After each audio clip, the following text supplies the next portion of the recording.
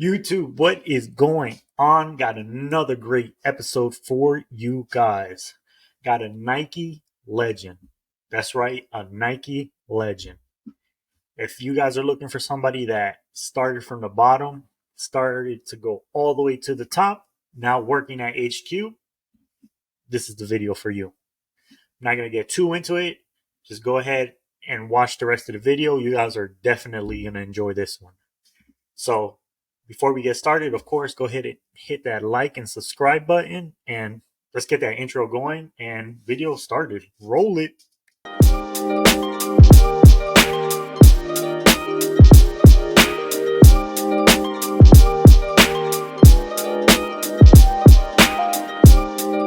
Hello, YouTube. Welcome to another great episode of J for the Three. I got an awesome special guest with me. His name is Rowan. He's a Nike legend. How you I'm doing great, today? brother. How you doing? Pretty good, good. Glad taking the time out of your busy day. I know you're a busy man to join me for a couple minutes here, so people can get to know you. Anything for you, man. I always love chopping up All with you in right, the past, so this is great catching up. for sure, I appreciate it. So, just real quick, just give a quick introduction about yourself on who you are, what you do, and so people get to know who All you right, are. Rowan Hardiel, born and raised New York. I'm currently residing in Beaverton, Oregon, because of my job with Nike. I always like to present myself as a father, as a husband, and as a leader. Those are the three pillars I stand by. But my day job, I do consumer merchandising for Nike. Outside of that, I'm just living life and having fun out here. Awesome. So let's start from early rolling. Yeah. What got you into sports, and what made you fall in love with sports? If and what is your specific sport that you love the Yeah, for most? sure, man.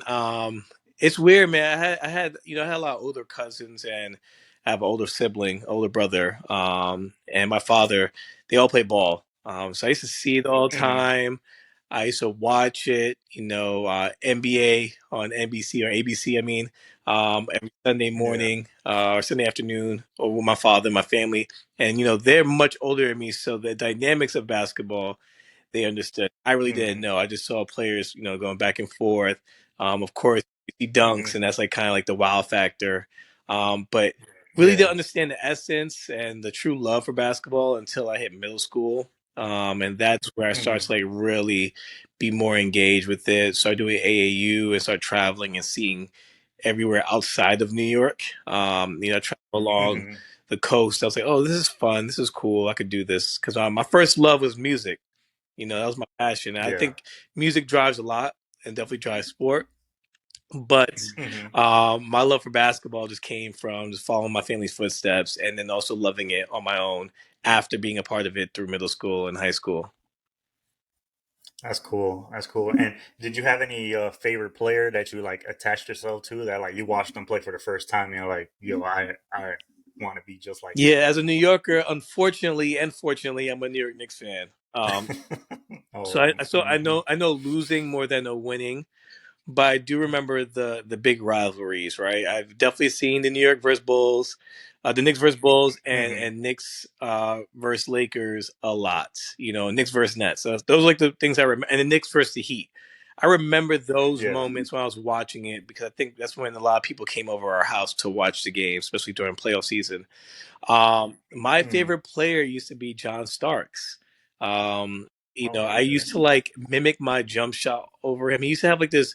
He had like his gather was this long gather, and then he used to jump forward a Mm-hmm. lot on the shot. So he'll start his shot behind the 3 pointer. He'll end up in front of the 3 pointer every single time. Yeah. Mm-hmm. And I used to mimic that in like basketball camp and everything. And at that point where I started loving basketball is when Kobe came into the league. And my older cousin, he looked like Kobe.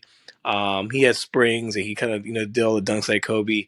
So I was like, I don't want to be Mm-hmm. like my cousin. I want to be my own person. So I actually like disliked Kobe Yeah. because everybody thought my older cousin, who's about 6 years older than me, was Kobe. Mm-hmm. Wow. So you're just joining the long list of people that hated Kobe. It's Yeah, okay. I That's mean, we cool. could You get into know. that. My admiration for Kobe has definitely evolved, but I'll tell you, I'll be honest with you, I was not a Kobe fan when he first got in the league. It's cool. You know, it's fine. I know that feeling. You know, because everybody knows I'm a Kobe fan. So I always get in arguments with people about who's better and who's not better and whatnot. So I know you're part of the list. Hey, listen. I'm wearing a Lakers hat just for you, just so you know. See, I always got to represent. He's everywhere, as you can see. For sure. So you said you started playing more basketball in middle school. How about in high school or in college? Did you ever get to play in high school or in Yeah, college? so I was okay, so back in middle school when I first started basketball, I thought I was like the best person in school, right? Like I think things that at Mm-hmm. some point when they're playing with their family, but when it gets more organized, like seventh, eighth grade, that's when you kind of think like, where's my competition at?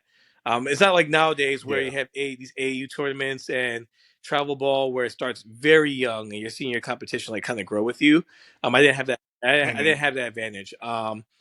But I had this best friend who moved from Atlanta, Georgia, to an area I lived in New York and Long Island, and Mm. I thought he was just I thought he was trash. You know what I'm saying? 'Cause I'd never seen him play ball, but he talked about ball all the time on the bus. But we were best friends. Like Uh this huh. was like ball season starts in wintertime, so we were best friends. And Mm-hmm. then when we have tryouts, I was like, "Oh, this dude is nice." I remember he like blocked my Yeah. shot, and he looked at me. I was like, "Oh, we're gonna be enemies or we're gonna be best friends," And we ended up being best friends on the court too. Mm-hmm. So we played. Mm-hmm. I played, seventh, eighth grade. When I got to high school, he was very good. So he was on varsity starting ninth grade. I was JV starting ninth Mm-hmm. grade. And unfortunately, being the tallest person on the basketball team right back then was you were the center. You were the center and power forward. And Yeah, for sure. Mm-hmm. unfortunately, like I just was forced in. I didn't know better. I didn't know better to like start shooting mid range or 3 point. I didn't know start dribbling. I Mm-hmm. just knew drop step and put it up. You know what I'm saying? I just knew the five Yeah. feet around the basket. And then Mm-hmm. 10th, so going from after our ninth grade season, we had summer league in high school, Mm-hmm. and my varsity coach asked me to join that summer league team to kind of get like a preview of what I could bring to that team. Of course, I was on a I was on a team with a dude who played against Jason Frazier, who was big at Amityville High School, went to Villanova, ended up like hurting, Mm-hmm. tearing his ACL like second season in Villanova, but he was like the next best thing at that time. Mm-hmm. And my teammate, who was the center of my high school, he was going to senior year. He was like touted to be um, All American, McDonald's All American, and his name was James St. Robert. So I'm like scrawny, like probably like one Mm-hmm. forty, 150, soaking wet, 6'2". You know what I'm saying? This dude is 6'8", and he's definitely over 200. So mind you, I'm guarding Uh, him every single practice, and I am getting worked. So yeah. I think the coach picked me up just to foul him and try to bully him as much as possible. It didn't work, but it definitely Prep them for games. yeah, he wanted me to like mimic what the defense would Mm-hmm. play on him. So Mm-hmm. but it helped me like build character and just kind of build like what my role was on the team. But yeah, Mm-hmm. I played 3 years of varsity. We won a sectional championship, which was like the first time ever in our history. We didn't when we went to like Long Island championship, we lost to a very big powerhouse in Long Island. But that was like we actually like kind Mm-hmm. of laid the groundwork for other years behind us. Um, I didn't know about basketball college. I didn't know what I wanted to do for college. To be honest with you, my goal was to go to med school, so I wanted to go to a top Gotcha. school. I didn't really care about like needing to be on a team. But my coach like Mm-hmm. looked out for me. He called the New York University coach, so NYU, which is Mm-hmm. somewhat like an Ivy League school, but it's not Ivy League school. Um, Division 3. I didn't know the divisions. I knew I wasn't going to get Division 1, but I knew there were Division 2, Division 3, and junior college, community Mm-hmm. college opportunities. But of course, like I said, my focus was academics. He came to like my third to last game in my senior year, and he was like, "Hey, like I can help you get with your admissions. Like we'll get you in. Unfortunately, we don't give athletic scholarships. We only give academic." So luckily, I Mm-hmm. was able to get academic scholarship, and I just practiced Mm-hmm. for a team. Um, Once again, you think Division 3 is a walk in the park. It isn't. It's Anywhere definitely there's not. official basketball, like it's official no matter what. And I Mm-hmm. went into the school thinking like I was gonna be the strongest or fastest, and once again, I got humbled really well. Had a dude who was 6'8". He looked like a tight end for the Titans like that. Like he was massive. Um, Yeah. and he actually went to go play overseas in Germany for years, like for a good 10 years. Um, but yeah, once again, I was slightly smaller than most majority of the team. And once again, got humbled my Hmm. first year and just hit the weight room heavy because I had a lot of off time. I wasn't playing, I wasn't starting, and I was like in this like club team versus like the varsity team. So I did just focus on my Gotcha. game, and I became like a guard. I was able to guard up Hmm. to like the three. Like I could guard other threes, but I was like being trained to be more of like a two, and just I had to adapt to that. But once again, worked hard, Yeah. conditioned, put on like 20 pounds of muscle in the off season, and just really focused on it. I came out That's as a better player and more awareness. I wish I had started at a younger age. I played at NYU for three yeah. years. And unfortunately, I didn't have the best relationship with the coach. And that's just a personal situation that we don't need to get into. But Hmm. my love for that type of basketball went away. And I was like, you know what? Let me focus on something else. So I ended up doing track and field my senior year. I was just training the track and field Gotcha. team. And I noticed that Hmm. in New York, you have so many leagues. You have indoor leagues, you have outdoor leagues, and I played this Hmm. league called Chelsea Piers, and it was major back there. It was Hmm. like different levels, of course. I played in that. People start like say, "Hey, do you want to play on my team?" So I played in like a league called Basketball City that I played in. Uh-huh. I played, West Fourth, the Cage. I played, Uptown and Dykeman before Dykeman came to us is right now. I played in so many outdoor leagues, indoor leagues, and I was just kind of playing around the city, man. That's where I regained my love because that's where I sort of like the culture of basketball comes back into Hmm. play. And if anybody knows, like, the heart of basketball, I feel like is in New York City. Of course, it has definitely spread out to LA, to Chicago, Atlanta, but I feel like the heart and soul of it started in New York City. And I got to like feel that and live that for a couple of years after college.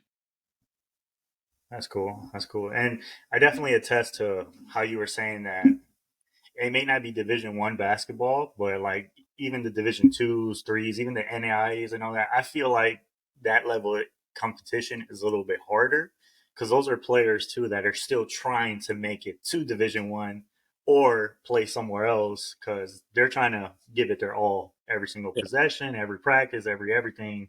Because again, they're still trying to achieve their dream of playing Yeah, and at a some of those higher level. guys, like, So, yeah, they still have dreams to play overseas or play like up a little bit, and it definitely shows you like how hungry people are and how much like basketball truly means to them. And sometimes getting through a mm-hmm, JUCO or community college gets them to like where they want to be because they just need either academic side to enhance on, or they just need mm-hmm, a certain part of their game to enhance on to be looked at from other coaches. exactly. Exactly. Yeah, it's always one little piece missing from their game or their education or whatever to get them to that next level they want to go to. So, for I can assure attest to Yeah. that.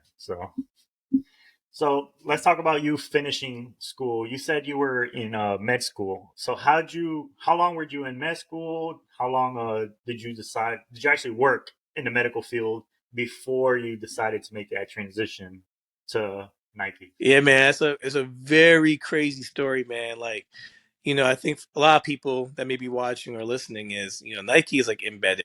Mm-hmm. Of course, the other brands are too. I've owned a pair of Adidas Mm-hmm. slides. I used to wear them at AAU, and I think a lot of people did at that point too. But Yeah. I feel like Nike and Jordan is typically embedded into a lot of people, a lot of hoopers, upbringing. So I always knew about Nike. My Mm-hmm. older brother, who's 8 years older than me, loved Nike. He drew sneakers. Mm-hmm. He had all the new releases when they were easier to get, and I wanted to like be like him. You know what I'm saying? Because I wanted to wear what he was wearing. Mm-hmm. But when I was in college, like I wasn't thinking about that. I was thinking about becoming a doctor. Yeah. Got to school, did a semester. Some things happened back at home, so I ended up moving back home, and that kind of like started the end of my medical dreams. You know, uh, when I Gotcha. left that situation, I went to work at a physical therapy clinic in Uptown New York. Did that for like a good year, and then I went to another place in White Plains, New York, so way north of the city, um, because it was like Mm-hmm. one of the best like rehabilitation hospitals. It was like dealing with people who had strokes, traumatic brain Mm-hmm. injuries, and I loved like seeing progress and seeing people evolve. So like my love for the medical field was always there, even though I wasn't in the place I wanted to be. And Mm-hmm. in 2013 I moved down to Orlando, Florida, and I moved down with no job, and it was hard. I had to move with my father. It was a humbling experience at 25, and initially I started working at Dr. Phillips Hospital as a physical therapy Mm-hmm. aide, and I was like helping the physical therapist like help with the walking of patients, movement in general. And I saw like a wide array of people. I had patients with Ebola. I had patients who had different types of surgeries. So they were old, young, in Oh wow. between. It was like a wide array, but that was only like Friday, Saturday, Sunday. So I still wasn't making bank. I wasn't making Oh, need to okay. I do. You got know you. what I'm saying? It Uh-huh. was per diem. And they were like, Mm-hmm. hey, we'll only need you for the weekends. And at that point, I was like, I'll take anything. I don't care. Mm-hmm. Um, but once again, I wasn't making the money I need to make or wanted to make, and I ended up applying for the Nike stores down there. Uh, I was a little Mm-hmm. ignorant because I thought athlete coach and the head coach meant like actually being sponsored by Nike and working Oh, as a coach or whatever for a certain school or something like uh-huh. that. And I'm like, I guess I just didn't read the job description on Indeed. I just kind of was like I said, I was ignorant. I didn't know like the stores. I didn't know like I Uh-huh. went. I remember I used to go to like outlet stores, with school shopping, but I just never really Mm-hmm. knew the landscape of what Nike really was, right? Um, and Gotcha. when You didn't know the terminology, how they present themselves and stuff like that. Because I had that same problem too when I first applied or anything. And I saw this, I had the same thing. I saw the same thing you did. I saw coaches and specialists and all that. I was like, oh, this looks interesting. But once you're in there, you start learning what all the terminology Yeah, man, is. and it's funny because before I left from New York, I was a high school coach for a summer league team in Queens. So I'm Mm-hmm. like, oh, this is perfect. I could transfer these skills to this and whatever. So I applied for head coach, which is a store manager, and lo and Yeah. behold, I definitely did not get that. And I end Yeah. up becoming like a part. So fast forward, I apply, I go to this interview. I'm dressed to the nines, suited up and everything. Um, and I go Uh-huh. to this interview, and I'm like with two teenagers in this interview. I'm like, there's no way this is like a managerial interview, right? Yeah. And when the Uh-huh. guy was talking to me, he's like, yeah, this is for part time employee at the store, and I was like, oh, okay, this makes sense. Once again, another Mm-hmm. level of being, a humble experience. But once again, I wasn't too proud. Yeah. I was never too proud. I came with my resume and everything, Mm-hmm. answer the questions. I was in the 85-degree sun in a suit outdoors doing an interview. So you heard all the people shopping around you. I read the fountain was the where the Mm-hmm. fountain was behind us. So lots of noise, lots of commotion, and everything, man. It was a very interesting moment. But yes, I got the role and became a part Mm-hmm. time, athlete at the number two store in the world in terms of our value market. Number two factory door, Yeah. which was crazy, and it was a great experience, man. I hope I answered your question, but that was like the beginning of my Nike journey of like just became a part time Mm-hmm. athlete. Yeah. So when did you decide to make that transition to? Yeah, I know you were doing your physical therapy and working with Nike, but when did in your mind you're like, you know what, this Nike may be something I want to keep doing for the rest of my life? When did you stop doing the physical therapy and you put all in into trying to keep moving up in Yeah, Nike? man, good question. I was working 7 days a week. Part time Mm-hmm. back then is like you only supposed to work like 3 days a week, and you had to like give weekends. I never got scheduled weekends. I got lucky, but Oh yeah. the fact that I was taking shifts, they're like, hey, do you want to pick up this shift? I was saying yes to everything. They I pretty Mm-hmm. much was making full time money, but I was working Monday through Friday at Nike and working Friday through Yeah. Saturday at the hospital, which was like, 10 minutes away from the outlet. So I was able to do both. Mm-hmm. Um, I got promoted within 3 months. And people were like, "You're never gonna make it. You're not gonna become a manager. It takes like 3 years to become a manager." And those are some of the people who were like burnt, so they were like trying to make sure that nobody else kind of Mm-hmm. succeeds. But I started Yeah. like going my own course. I was 25 at the time, right? And if you remember Mm-hmm. Nike back then, I'm talking like it's like ages ago, but it's like, it's almost 10 years ago. It was you allowed to work with people Mm-hmm. in high school. So I was working with 16, Yeah. 17, 18-year-olds, kids who didn't go to college. I'm not saying nothing about not going to college or going to college, but their focus was just working at Nike, wherever capacity it can. And Mm-hmm. most of it was just for the discount. Me, at Yeah. 25, I already had been in college, already graduated. I was in med school. I had like a really top paying job. I was like, I have to focus on what I want. So I got promoted to full time after 3 months, which was rare because you had to work Nice. work like a year, Mm-hmm. before you even can interview. But my manager had asked me to Yeah. apply, and I did it. I did really well, and I went to the number one, store, which was Orlando Vineland. If anybody knows, the Yeah. premium outlets in Orlando are crazy Mm-hmm. any given day because of Universal Studios, For because sure. of Disney, because of tourism. I didn't know that once again. I just knew it was a store. Yeah. Sure. Yeah. Um, and in that building, I worked 6 months before I got promoted again to a specialist. I went to become a footwear specialist. And I'm like, man, I'm Mm-hmm. moving up pretty fast here, and that was like against what everybody else was telling me. And I could tell Mm-hmm. it caused a lot of disruption in the store because a lot of the more tenured people, they were like, oh, who's this guy?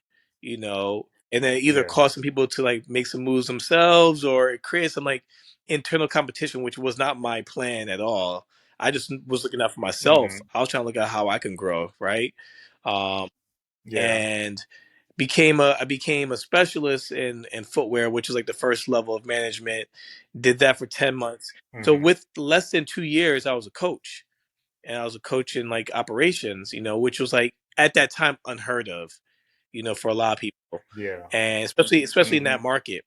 And I just kept growing, man. And I think after my 4 years, 'cause I was in Orlando from 2013 to 2017.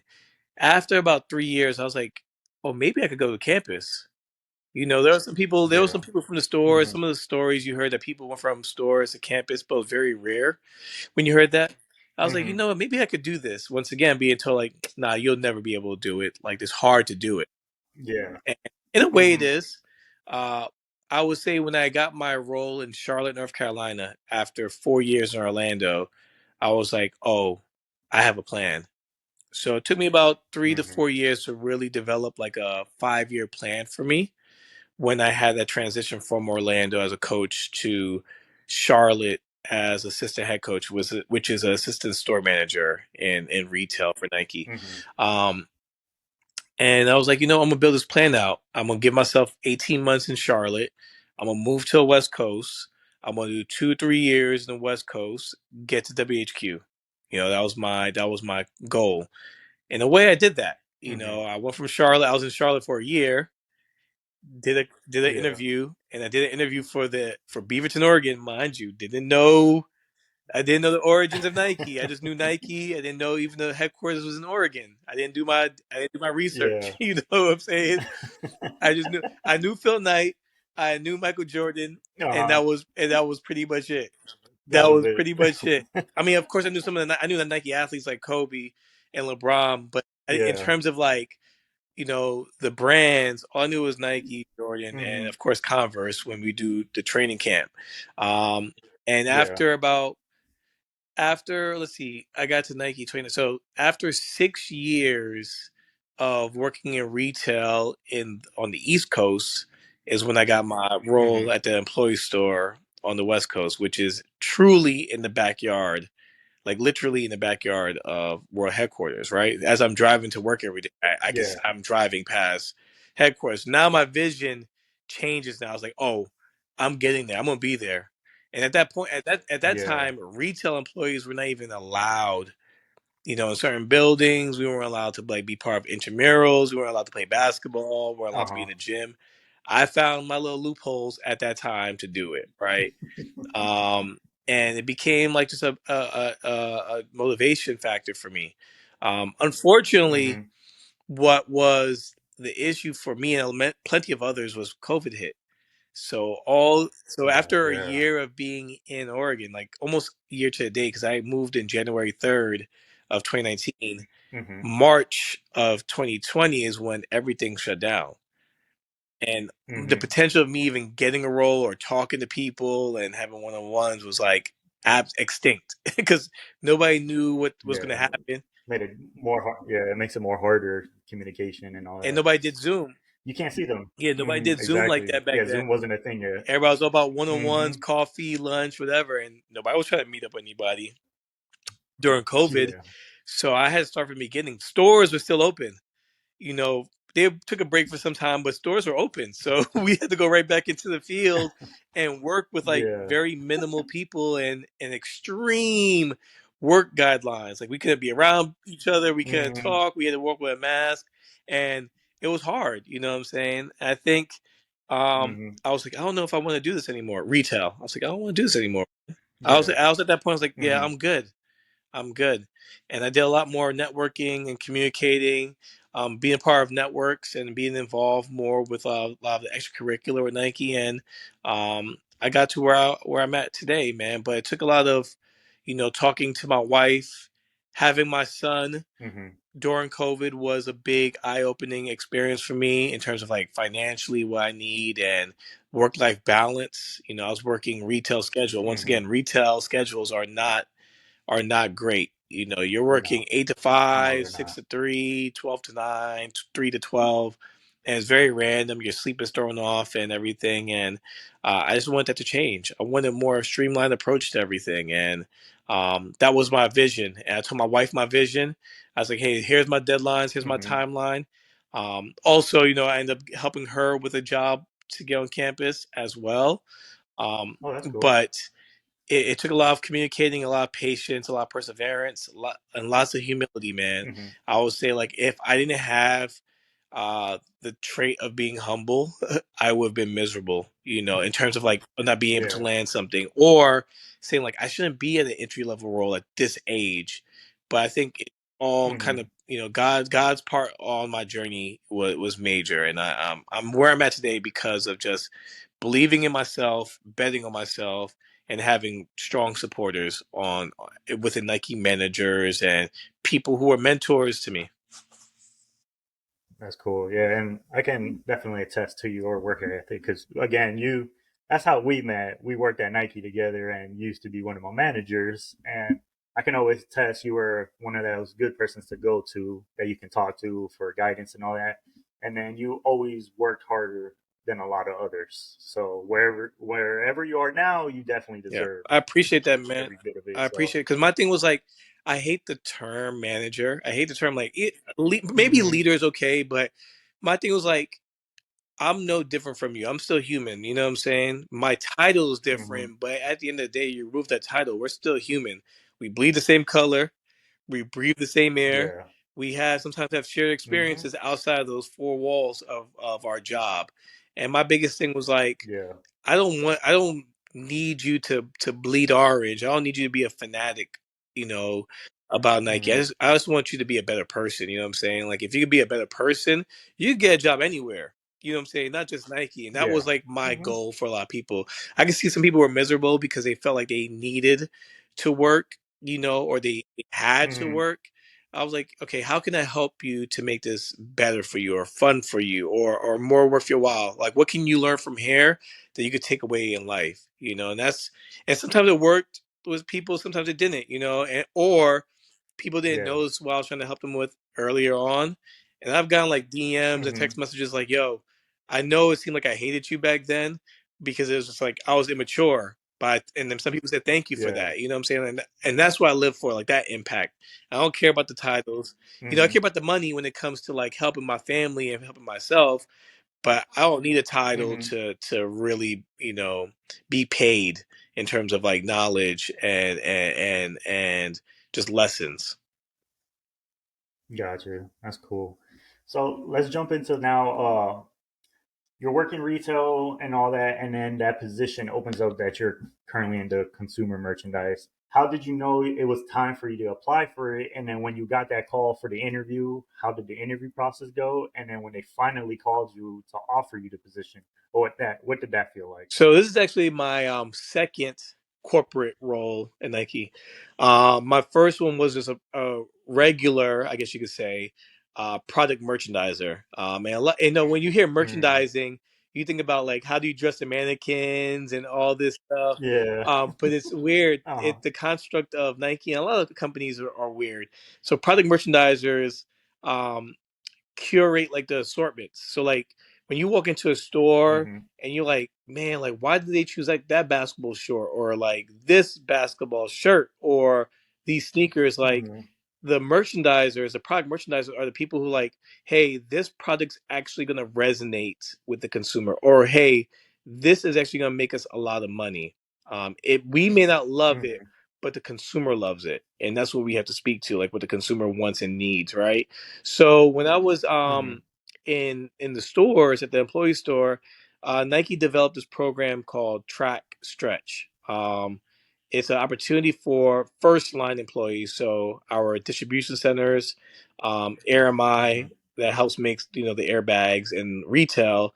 They give them opportunity to like have a role on campus for 6 months. It's a hard stop after 6 months, but you get the 6 months Mm-hmm. opportunity within different functions. So it could be merchandising, it could be project management, it could be product creation, it could be design, whatever like role had opportunity to have open spots. Those managers like had open those spots to this track stretch program, and it wasn't its first of its kind, but it was the first of its kind when it only spoke to first line employees. There used to be stretch roles where like Mm-hmm. people already in corporate could stretch into another role in corporate. Mm-hmm. This gave a very unique experience for people who were not in corporate to be in corporate. So I did that That's cool. I did that for 6 months. When I came to like when I knew to apply, we have a Mm-hmm. platform on Nike Network that's called, I think, called Zipline, and it's a communication place where it's like, hey, we have these roles open for our first line employees. Apply, and I applied. You know what I'm saying? I applied because I read the Yeah. job description and it said like knows consumers, no consumer insights, and if yes, that may sound foreign to a lot of people, but if you work in retail, like you're talking to consumers every single day. They're gathering information, Mm-hmm. whether you like it or not, every single day. You're seeing what's the best product, you're Yeah. seeing what the best colors are, even the best like categories are, because you see all the traffic going to those Mm-hmm. areas. So you know the consumer probably more than the people making the product for the consumers.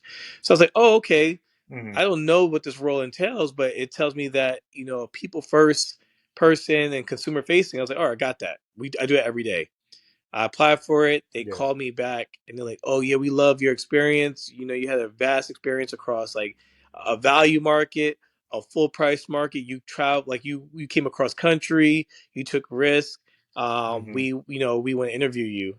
And I actually interviewed the person I interviewed with was actually a guy I used to play ball against during some Oh the yeah. morning runs. I'm like, oh, I know this name. And it's funny 'cause I used to do a lot of trash talking to this guy, a lot of trash talking to this guy. That's funny. But it was all love. You know what I'm saying? Like on the Mm-hmm. court, I think that's when you're a hooper, like on the court we're enemies, off the court, we're best friends, we're family. And that's how Yeah, I for treated it. I sure. think that's how even like like Mm-hmm. like Kobe and MJ. I'm a big LeBron fan, but I would say like Kobe and MJ like embody like during season time, like y'all not my friends. You know, when we Mm-hmm. off season, off the court, that's when we could get back together. But on those 82 games, like we're enemies, and that's how I For kind of sure. treated it at work too. Um, so yeah, we had interviewed and we had like this great conversation, and I got a call the next day say, hey, do you want to join? Once again, not knowing like what the business entails. I was Mm-hmm. a merchant for NFL and MLB apparel. So like all the jerseys, all the fan gear that you see in stores, just from Nike stores, and Fanatics I dealt with. So that's a very unique business because it deals with third party. Nike doesn't Mm-hmm. create the jerseys. They typically utilize Fanatics to help with those jerseys in terms of like the embellishment, like the numbers and Mm-hmm. names. the designs come from Nike, but the blanks that they built off of are in Fanatics warehouses. So that was a very unique experience, and I learned a lot because it's not the typical Nike way. Whereas like our Yeah. sportswear, our basketball apparel, our golf apparel, like that's all made like in house, as you could say, in our factories. Um, Mm-hmm. so it was great. Did for 6 months. I killed it. Got lots of feedback, and I saw another role very similar to the role I was in for performance apparel. For Nike, performance apparel is running, training, and basketball apparel. I was like, oh, okay. Like I did this for NFL. Like I could do this for performance and apply for it. And within 2 months, I got that role. A lot of people were on vacation, so that's why it took 2 months. Typically, it shouldn't take that long. But after 2 months of leaving that Uh-huh. stretch opportunity, I went back to the store, so I was in this interview process. It was a very weird, gray area because I Mm-hmm. went back to the store and my manager was like, "We already gave your role to somebody else, but legally we can't take your role away from you. So like, you just Yeah. work 8 to 5 every day and just be a leader presence on the store." I was like, "Oh, I got you." Like, Mm-hmm. that's easy. You know what I'm saying? Of course. And also, like, I came Yeah. back, I didn't take it for granted of where I came from. I just like, oh, I'm on Mm-hmm. campus, you know what I'm saying? I was really still, and I came back Yeah. thinking like, if I don't get this, I'm back in here, back in the trenches. Mm-hmm. But luckily, I had a leadership team that supported me and a team that listened to me still. And I got that role in February of 2022, and I've been in that role. I was in that role for a year before I got into the consumer merchandising role that I'm in now. And the difference between the two, one talks to just Nike Mm-hmm. stores, which is the first role I was in. It's called Nike Direct. I was only talking about Nike stores Uh-huh. business. Um, and I shifted to consumer merch, which is talking to our marketplace partners. So Dick's Sporting Goods, Foot Locker, Finish Line, Nike Direct, Hibbett Sports, all those different stores that carries Nike's product. I was talking to them now. I talk to them now currently. So I look at what our assortments are a year in advance. So right now, I Mm-hmm. just finished up our summer for 2024 assortment. So I get to see things like a year or two in advance, and I see like how their sales are doing, like what kind of consumer walk through those doors. Because Nike stores gets Mm-hmm. a certain consumer, but Academy and Dick's Sporting Goods gets a different type of consumer. But you have to make product for both of them holistically. Yeah. That's cool. So you said now you're like involved more into the basketball stuff. So do you ever like? I know you're on campus. I know some of the Nike athletes walk onto campus, like the LeBrons, the Serena Williams, and all those. Do you have any cool like funny or like cool interactions with them or any stories you could share with Oh us? man, I have. I can give you a few of them. My wife, when she first started Nike, she worked in the gyms. The Nike gyms are out here, and she was front desk. And one of the gyms that are Mm-hmm. popular out here is a Coach K gym because it has an NBA size court on the top floor. Mm-hmm. And when teams used to come here to play the Trailblazers, if they couldn't get in the Trailblazer facilities, they would use Nike facilities. Mm-hmm. Mind you, there's multiple players on a team that have sponsorships outside of Nike. So I For remember sure. Yeah. coming into the gym one time to go see my wife after work, and Trey Young is in the lobby. And Trey Young is Oh, like that's funny. 2 to 3 inches shorter than me. I'm 6'3", and I'm like, and his hair was wild. I was like, oh damn, this guy's hair is what people say it looks like. And he had all Yeah. Adidas. He was purposely wearing Adidas everything. You could tell like he made sure to wear like everything. He planned He it planned it out. out. Yeah, he planned And I it said, out. "What's up, Trey?" Like, cause I treat people like once again they're like regular people, at least majority of them. Mm-hmm. And he like looked at me and like looked me up and down, and just walked away. Didn't say hi back. I was like, "Damn!" I was like, "That was rude." That was one Yeah. interaction. That was like common to see like the different teams in the gym. Uh, Mm-hmm. Another one of my favorite interactions was when I saw LeBron and said what's up to LeBron. I was Mm-hmm. like I was mentioning, I used to play ball at 6 a.m. on campus, and that Uh-huh. 6 a.m. run used to be Tuesday through Friday. And before having my son, like I used to be up every morning playing ball before going to work.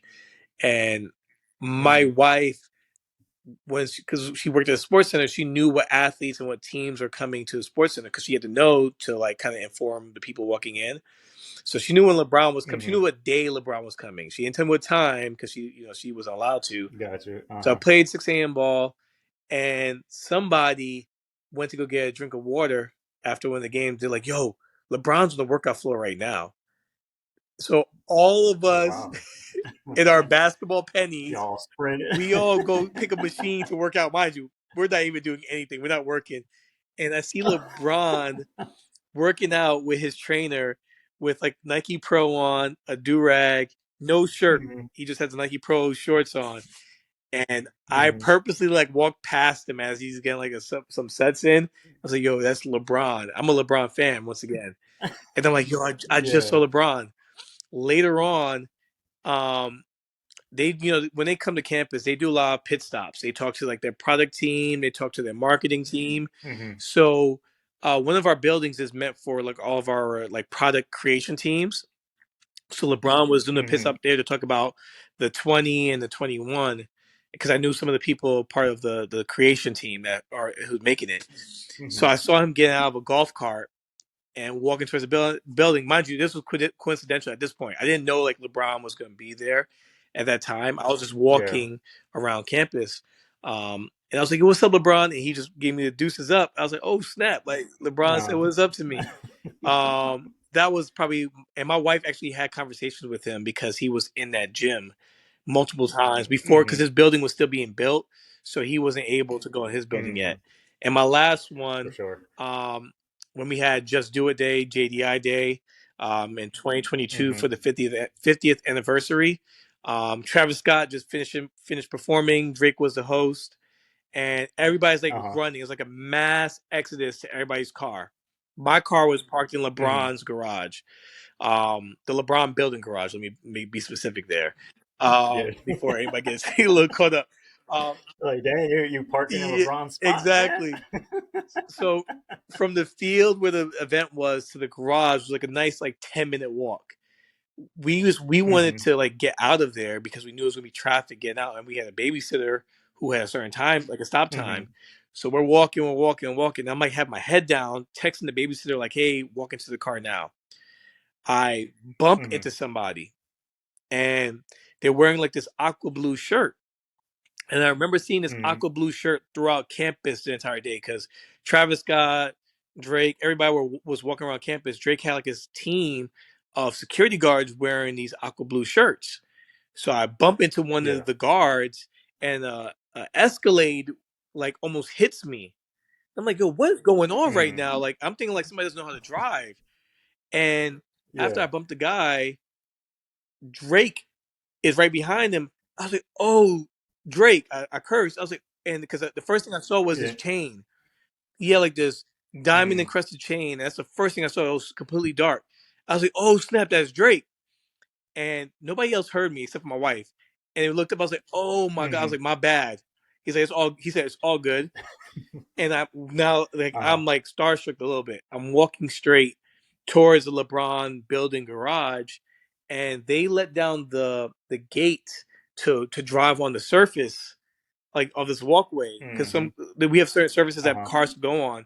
So he let down the gate, and Mm-hmm. I see his car coming towards us again, and he rolls down the window. I was like, "Yo, Drake, you were amazing," and he's like, he threw up the deuce. His Rolex, encrusted Rolex, was Mm-hmm. there, and I have it on video because I knew like he was gonna Oh be in yeah. that car. So those are like my three interactions, and they were like I have many more, but like those are the three that I could talk about any given time. That's dope. That's cool. So I know you said you were there when they built the LeBron building. So what was that like? And like, have you been inside it? I mean, I'm pretty sure you've been inside it. So like, what's it like inside? And when he's there, do they have like does he ever have like specific workouts for himself areas? And like, just what is that Oh building man, like? yeah, I could tell you a lot. So initially, when I first moved out here, the LeBron building was like in this Mm-hmm. parking lot. Like in terms of like the location, there was like this big parking lot. It was like another additional parking lot, and it had lots of spots. And when they start truly building this building, it was called Building Six. They didn't have a name. It was Yeah. Building Six, And some people are like, is that number 6 for LeBron or whatever? So some people are speculating it was for somebody, but we didn't know. We knew Serena Williams Mm-hmm. building when it was getting built, but we didn't know LeBron's building, like who it was for. And we had like an employee meeting, um, and LeBron is like doing like an interview towards the end of the meeting, right? It's all virtual. And he's Mm-hmm. like, yeah, just letting you guys know, Mm-hmm. Building 6 would be the LeBron James Innovation Center. And everybody I was going crazy, and you can see in the chat people were going crazy, and some people were like, I knew it, Yeah. I knew the 6 meant LeBron, whatever. So Uh-huh. I at first I was taking like a video every single time I drove past it, and I just kept seeing like and mind you, this Mm-hmm. is during COVID now. I just started seeing like the Mm-hmm. building getting bigger and bigger and enhancing, and unfortunately we couldn't drive on campus at that area of campus at the time, so like nobody knew what was going on. It was like top secret except for the construction workers. Um, Mm-hmm. Fast forward when they built it, I had the opportunity of walking through it before LeBron came and actually saw himself. Um, and Gotcha. I could disclose this. So they have like these, how you have a shot chart of like how many person's shots over their career, like the Mm-hmm. hot spots and Yeah. everything. When you walk into Uh-huh. LeBron building, it has it looks like a basketball court, like a half court, like a true half court. A ten Mm-hmm. foot rim is all gold, and on the ground Mm-hmm. are these gold spots and these black circles. So the black circles are all the shots that he missed. All the gold circles are the ones that he made. And it's over his career of his Mm-hmm. first 30,000 points. So you see his first 30,000 points in this goal. So of course you see a lot by the hoop from layups and dunks, and then you see like his 3 point Yeah. shots, and you see his mid range, and you see some of his like half court shots. You see some of his like full court shots. So it was like amazing to see his building. His building's like filled with innovation. On the top floor, the reason why I got to go in this building before LeBron, they Mm-hmm. we do product testing, and I get to try out new innovative shoes, or apparel, and get to utilize the Mm-hmm. court space for that. And there's lots of technology in there I can't disclose on this right now. When you and I talk offline, I can. Yeah. But it's tons of technology, tons of great innovation that we're coming in with our footwear that I get to use, and that's just like the basketball part. There's like a soccer portion. There's Mm-hmm. running. There's so many different sports aspects. But that was the opportunity I got to see. So I've been in LeBron building in terms of like the high classified areas at least 30 Mm-hmm. times. And so when LeBron That's comes cool. there, that we're always told like we're not allowed to enter the building because usually LeBron and his Mm-hmm. team, he does all his workouts there. Like even though the Lakers play Blazers, like LeBron does his own unique workouts, and it's just to either try his new footwear, his new apparel, or just new apparel in Mm-hmm. general. LeBron and his family. I've seen Bronny, I've seen Bryce, come to campus. I've seen some of LeBron's, people. I've seen Rich Paul. When LeBron actually opened up his building, and there's like an infamous like video of him like shake, the champagne bottle and everything. Um, Yeah. I was Uh-huh. actually there. I was like probably 10 feet away from him, and LeBron like left the stage real fast, but Rich Paul stayed back, and we got to speak to Rich Paul. So when he comes here, it's definitely when he's here, but it's Mm-hmm. sometimes likely or sometimes highly unlikely that you'll see him or run into him because his security and his whole like um itinerary is just packed. For Yeah. sure. Yeah. That's cool. So, last question I have for you is what I like to do is ask people to give advice because I'm part of picking people's brains and stuff like that. So, what advice would you give somebody like that starts from what they're doing to ending up doing something else, like how you did? You started in medical school, and now you're working at Nike headquarters, walking by LeBron and Drake and all that. So, what kind of advice would you give somebody that's looking to do things like that in their life?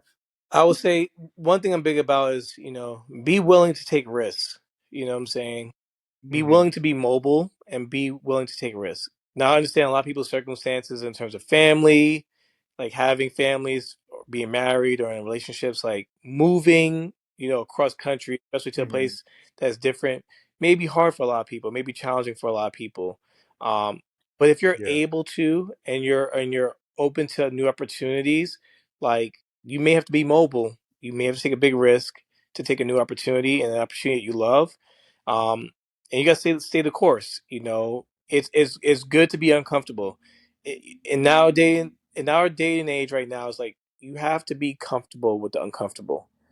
We have a very like, you know, very like fluid situation with in terms of economics, financial, Mm-hmm. politics, and if you let that get to you, it can hinder your progress.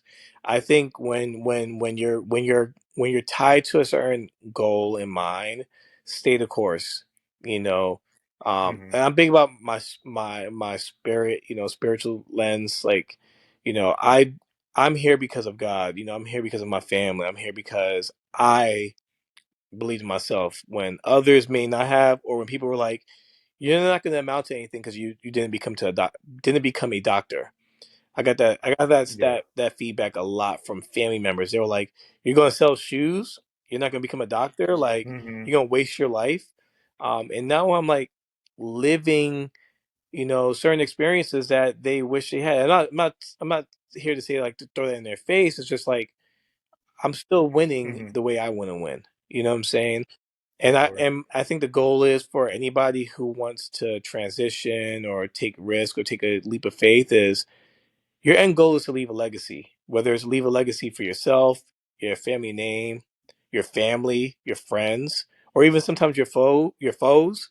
Like, Mm-hmm. make that your goal to leave a legacy, because that's stronger than anything. That's cemented forever. You're able to do Mm-hmm. that, For sure. and you're able to impact others, like when you take those risks and when you change something about your life for the better, like you're Mm-hmm. gonna win eventually. And that's how I look at it, man. I'm very humble. I could lose my job any day. You know what I'm saying? With everything that's happening, Mm-hmm. like, but I am grateful for every experience I've had. I'm grateful for the people who have impacted me, and I'm grateful for the people I'm Mm-hmm. able to impact. I think if I have Of that, course. I could be anywhere I want to be. Of course, I want to be at Nike, and I For hope to sure. stay at Nike for a very long time. But I want to take like Mm-hmm. those things that are very tangible and priceless, anywhere else if I needed to. Awesome. Awesome. I appreciate you sharing that. And like I said, like I like to let people pick the knowledge of the people that I interview because everybody's story is different for Yeah, sure. So, and I just like everybody's story to be shared. yeah, man. So again, I appreciate your time. I know you're a busy guy. So again, I appreciate you taking the time to being on here, sharing your story, and again, I'm really, really No, I grateful. appreciate you, my guy. Like, this has been amazing, man. I think what you're doing is amazing. What you have done in the past. I know, basketball drives you. I know the Mm-hmm. brand drives you. I know, even though you don't work there, I still know, like, some of the common core values are embedded within you. And I think your biggest thing too is just impacting others and uplifting others. And I'm glad you're doing it on a platform like this. And I wish you tons of success. I'm very, very, very, very, very happy that you reach out to me, man. I'm glad we was able to reconnect through these meetings. So For thank you. sure. Appreciate it. So, like I always say, let's always grow together. Let's be great. Rowan, thank you again for being here. If people watching, if you guys can, go ahead and like and subscribe to the channel. I got awesome more interviews coming along. So, again, peace out and appreciate it to everybody. Thank you.